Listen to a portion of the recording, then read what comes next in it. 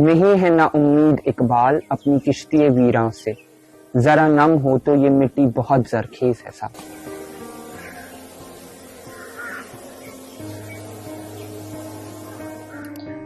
आदाब। आप देख रहे हैं आवाज द वॉइस और मैं हूं आपके साथ यास्मीन खान।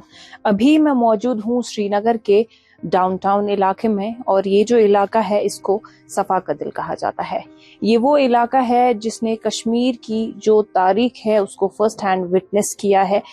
जिस भी तरह के हालात रहे हो, ये वो इलाका है जिन्होंने बहुत ज्यादा सफर किया है।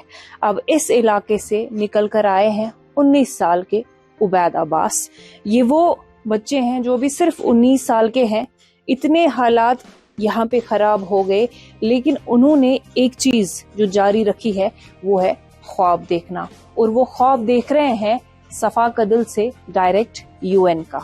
ये वो ख्वाब देख रहे हैं जो अपने साथ साथ कई और बच्चों को इंस्पायर कर रहे हैं यूएन मॉडल के लिए, कि किस तरह से अगर कभी जिंदगी में यूएन पहुंचेंगे तो वहाँ किस तरह से स्पीच डिलीवर होंगी और क्या कुछ वहाँ पे होता है। उबैद, आपसे जानना चाहूंगी कि जो आपका यूएन का जो ख्वाब है जो आप कश्मीर के डाउनटाउन से पूरा कर रहे हैं कि नहीं एक दिन अगर वहां जाएंगे या आपके कोलीग्स में कोई वहां पहुंचेगा तो किस तरह से वहां पे परफॉर्म करना है, क्या कुछ करना है, तो शुरुआत से बताएं कि किस तरह से बिगिन होगी ये सारी चीजें। बेसिकली मैं असल में क्लास 12 का स्टूडेंट हूँ और मैं कैसेट स्कूल में पढ़ता हूँ। मेरा नाम उबैद अब्बास है और मैं फाउंडर हूँ KSMUN का।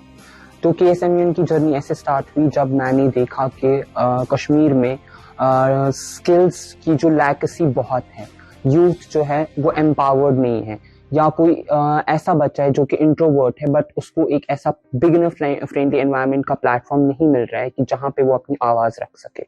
सो बेसिकली मैंने क्या देखा, यहाँ पे यूएन की बहुत सारी ऐसी ऑर्गेनाइजेशंस थी जो कि काम कर रही है, but they are only working on that upper classes students. तो वो उन बच्चों पे काम नहीं कर रही है कि जो वो बच्चे हैं जो इंट्रोवर्ट है या जिनको प्लेटफॉर्म की जरूरत है या जो सच में कुछ कर दिखाना चाहते हैं। तो बेसिकली मैं ये चाहता हूँ कि मैंने एक इनिशिएटिव रखा यूनाइट एम्पावर वॉइस का। यूनाइट एम्पावर वॉइस का मतलब ये है कि एक ना तो एक दिन कश्मीर की जो यूथ है वो यूनाइट होगी, एम्पावर होगी और उनमें एक अपनी ही आवाज होगी जो वो कल को यूएन में वो अपनी आवाज रखेंगे। तो बेसिकली KSMUN का full form Kashmir sky model United Nations है, यानी कि कश्मीर की पहली ऐसी ऑर्गेनाइजेशन, एक ऐसा इनिशिएटिव जो कि कश्मीर के ही बच्चे ने लिया है, कश्मीर के बच्चों के लिए। It is for the youth of Kashmir, by the youth of Kashmir end of the youth of Kashmir.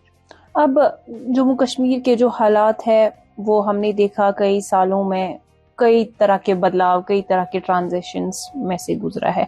अब आप सिर्फ 19 साल के हैं, अब थोड़े बहुत डाउनटाउन के हालात तो आपको भी पता है, तो क्या क्या हर्डल्स आते हैं जब आप इन इनिशिएटिव्स पे काम करते हैं? बेसिकली हर्डल पहले ये आता है कि कुछ लोग ऐसे होते हैं जब हम किसी स्पॉन्सर के पास पिच करने जाते हैं या किसी स्कूल में जाते हैं पिच करने के लिए, तो बेसिकली वैसा रिस्पॉन्स उनकी तरफ से नहीं आता है। वो सोचते हैं कि ये बच्चा है आखिरकार ये करेगा क्या, और अगर हम इस को पैसे देंगे स्पॉन्सरशिप के लिए तो वो करेगा क्या। बट मेन ये रीजन ये भी नहीं सोचते हैं कि यही हमारी कल की फ्यूचर जनरेशन है, यही कल को कश्मीर को आगे बढ़ा सकती है। तो उबैद, आप मुझे बताएं कि जब आप ये इनिशिएटिव पे जिस पे आप काम कर रहे हैं लोगों के पास जाते हैं और इसके बारे में उनको अवेयर करते हैं, तो जो आपके एज ग्रुप वाले बच्चे हैं, how do they react to this and उनकी फैमिली का रिएक्शन भी किस तरह का होता है? बेसिकली बच्चों का तो बहुत अच्छा इंटरेस्ट होता है इसमें and they even do want to participate in these kind of initiatives, but उनके पेरेंट्स का रिस्पॉन्स अच्छा नहीं होता है। कोई पेरेंट ऐसा कहता है कि ये वहाँ पे टाइम जाया करने जाएगा, अगर इसको ये चीजें है ये तो वो घर पे भी सीख सकता है, यूट्यूब है आजकल। बट वो ये नहीं समझते है कि जो ऑफलाइन मोड की ट्रेनिंग होती है, एक प्रोसेस होता है, वो उनको ऑनलाइन मोड पर नहीं मिल सकता है। तो फैमिलीज का उतना अच्छा रिस्पॉन्स नहीं होता है, बट बच्चों का बहुत अच्छा रिस्पॉन्स होता है। तो किस तरह से बच्चे रीच आउट करते हैं, ये प्रोसेस जो है पूरा किस तरह से ऑपरेट होता है? बेसिकली हमारा इंस्टाग्राम हैंडल है KSMUN ऑफिशियल के नाम से। हम वहाँ पे ऐसे कंटेंट डालते हैं कि बच्चे खुद ब खुद हमारी तरफ अट्रैक्ट होकर हमारी तरफ रीच आउट करते हैं। और यूजुअली हम स्कूल्स में एप्लीकेशंस डाल के वहाँ पे एक लेक्चर देते हैं बच्चों को, जहाँ पे वो अवेयर हो जाते हैं इस रिगार्डिंग कि ऐसा एक कॉन्फ्रेंस हो रहा है and they should participate in it, तो ऑटोमेटिकली बच्चे फिर आ जाते हैं। तो इसमें जो बच्चे हैं क्या वो सिर्फ गवर्नमेंट स्कूल या प्राइवेट स्कूल के होते हैं? नहीं, इसमें जो बच्चे हैं वो हर किसी स्कूल से होते हैं, whether they are from government school और whether they are from private school.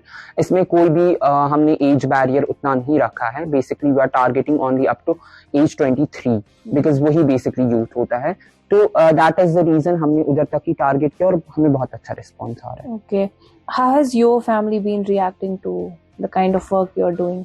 पहले तो मैंने अपने फैमिली को भी नहीं बताया था कि मैं इस इनिशिएटिव पे काम कर रहा हूँ, बिकॉज जब तक एक माइलस्टोन क्लियर नहीं हो जाता है फैमिली भी रिस्पॉन्स अच्छा नहीं देती है।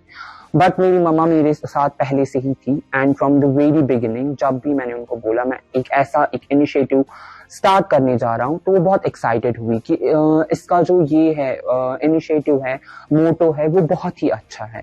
तो उनका बहुत अच्छा रिस्पॉन्स था। Okay, so apart from the UN model जिस पे आप काम कर रहे हैं, you are working on several other initiatives which includes fun to Fankaar, which is mostly about heritage, your culture. तो of course will talk about it, but I would like to ask you, अब चूंकि आप यहाँ पैदा हुए हैं downtown में, what does downtown mean to you? To be very honest, downtown means a hometown for me. Like मैं यहीं पे पला बड़ा हूँ।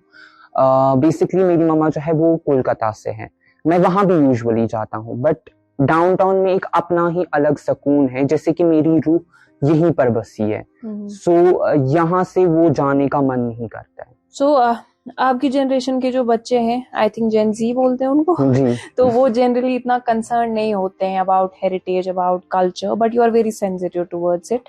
सो अब जो आपने इनिशिएटिव स्टार्ट किया है fun to Fankaar, can you please elaborate about it? Okay, so basically fun to Fankaar जो है ये मैंने इनिशिएटिव लिया था for the artists and for the art, because कुछ ऐसे आर्टिस्ट्स होते हैं जिनके पास आर्ट तो होता है बट उनको एक प्लेटफॉर्म नहीं होता है, उनको ऐसी एंटरप्रेन्योरशिप स्किल्स नहीं होती है कि वो लोगों के सामने उसको प्रेजेंट कर सके। तो मैंने क्या किया, मैंने एक इनिशिएटिव लिया जिसका नाम मैंने फन टू फनकार रखा। फन टू फनकार का मतलब हुआ art and their artist, artist and their art. तो बेसिकली उस इनिशिएटिव में क्या हुआ कि वो जो आर्ट थे बच्चों के, वो यूजुअली आकर खुद हमें DMs करते हैं कि आप देखिए हमारा आर्ट कैसा है, हम कैसा इसमें परफॉर्म कर रहे हैं, हमें कुछ टिप्स दीजिए। इवन हमने क्या किया, हमने कुछ हेरिटेज वॉक्स भी कंडक्ट कराए जहां पे हमने बच्चों को अवेयर कराया that how much it is important to be aware about our roots, about our culture, about our tradition, जो कि बेसिकली जेन ज़ी जिसे हम कहते हैं। अस्सलाम वालेकुम कश्मीर। जैसा कि आप जानते हैं इस Saturday fun to Fankar organise कर रहा है एक कैलीग्राफी कंपटीशन जिसका नाम है कशुर जिनजीच कलाकारी। अगर आप एक ऐसे इंसान है, whether you are a Gen Z or not, definitely do register in this calligraphy competition. Get a chance to meet people from diverse backgrounds. Get a chance to meet artists from diverse backgrounds. So do definitely register. तो when we talked before, आपने मुझे बोला कि यहाँ पे जब आप लोगों के पास जाते हैं उनसे स्पॉन्सरशिप मांगते हैं किसी भी तरह के कल्चरल या हेरिटेज वॉक के लिए, तो जनरली उनका जवाब ना होता है बिकॉज उनको उससे कोई बेनिफिट नहीं मिलता, कोई सेल्स उनकी नहीं होती है। तो थोड़ा उसके बारे में बताएं, किस तरह का स्ट्रगल आप फेस करते हैं अपने कल्चर को जिंदा रखने में? बेसिकली यूजुअली जब हेरिटेज वॉक्स कंडक्ट कराने होते हैं we need a financial support and for that reason हम जाते हैं स्पॉन्सर्स के पास। तो स्पॉन्सर्स का यूजुअली ये रिस्पॉन्स होता है that he is a 19-year-old boy, ये क्या ही करेगा, यहाँ पे बड़े बड़े लोग नहीं कर पाए। बट वो ये नहीं सोच रहे कि that he is the future generation हमारा कश्मीर का, तो वो इस चीज पे वो पैसे नहीं देते और वो उनके दिमाग में ये होता है कि हमें कुछ बेनिफिट नहीं मिल रहा है तो हम क्यों स्पॉन्सर करें। तो बेसिकली मेन हमारा जो हर्डल है वो फाइनेंशियल सपोर्ट का होता है, क्योंकि हम पहले ही बच्चों से चार्ज नहीं कर सकते हैं। तो उसके लिए हमें क्या चाहिए, हम फ्री में अवेयरनेस फैलाए, तो उसके लिए we need financial support. So I request to the government of Kashmir right now, जो भी है, कि इस इनिशिएटिव को प्रमोट करने में हमारी हेल्प कीजिए, ताकि आगे चल के जो कश्मीर की यूथ है वो आगे बढ़ सके। लाइक यू सेड बिफोर कि डाउनटाउन आपके लिए बहुत अजीज है, it's more like a beloved to you. तो गवर्नमेंट का कंट्रीब्यूशन किस तरह का आप देख रहे हैं इस हेरिटेज को प्रिजर्व करने में? Basically I would say government का उतना कंट्रीब्यूशन नहीं है, क्योंकि अगर कुछ ऐसे इनिशिएटिव्स होते हैं जो गवर्नमेंट के सामने रखे जाते हैं, वो या तो यूजुअली बाहर के लोग कंडक्ट कर रहे होते हैं और उनको एंटरटेन किया जाता है। बट जब बात उनके अपनी यूथ की आती है, जो सच में कुछ करना चाहता है, कुछ एक मॉरल लेसन प्रोवाइड करना चाहता है अपनी यूथ के लिए, उनको वो एंटरटेन बिल्कुल भी नहीं करते हैं, बिकॉज वो बाहर के लोगों को समझते हैं ये पढ़े लिखे होंगे, बड़े हैं, दैट इज द रीजन वो उनको सपोर्ट करते हैं। और यूजुअली वो इवेंट्स साल में एक बार होते हैं, और वो बच्चों को ज्यादा से ज्यादा 10 दिन याद रहेगा, और कुछ वहां से खास नॉलेज प्रोवाइड नहीं होती है। Taking into consideration both of your initiatives, where do you see yourself in next 5 years? Maybe I would be the next face of Gen Zs as a leader, because usually मुझे लोग Gen Z leader के नाम से ही जानते हैं। तो I see myself representing all the Gen Zs on the international level. Hopefully.